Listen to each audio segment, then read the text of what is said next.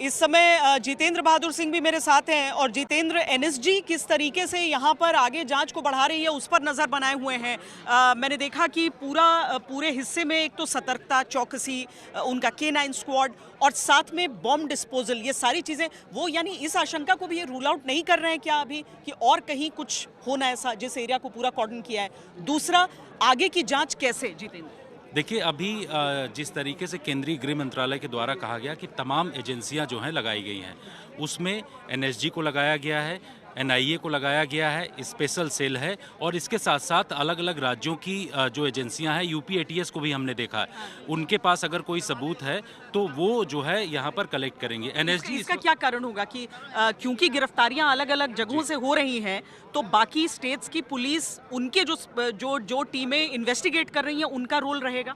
बिल्कुल, क्योंकि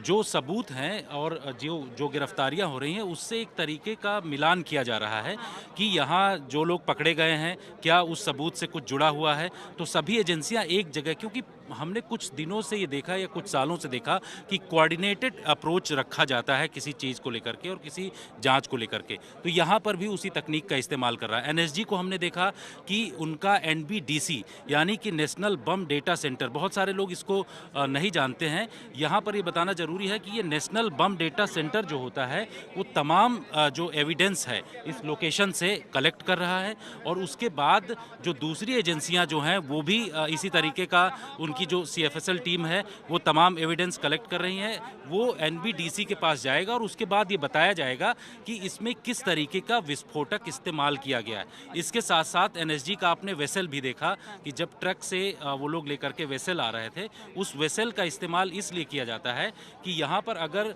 कोई विस्फोटक बड़ा मिल जाए, आईडी हो या कुछ हो, तो उसको किस तरीके से नष्ट करना है, आसपास के लोगों को नुकसान किसी तरीके से ना हो, इसलिए इस तरीके एक्सप्लोजन होता है कि आप उसको नियंत्रित परिस्थितियों में उसको एक्सप्लोड करें। पहले होता था कि आप उसको उठाते थे, एक दूसरी जगह ले जाते थे सेक्लूडेड जगहों पर, लेकिन अब एनएसजी के पास और हमारी बाकी एजेंसीज के पास इस तरह के उपकरण हो गए हैं कि आप एक भीड़ भाड़ वाले इलाके में भी किस तरीके से सुरक्षित तरीके से आप उसको कंट्रोल कर लें, नियंत्रित तौर पर उसको ऐसे विफल करें कि किसी को कोई नुकसान न पहुंचे।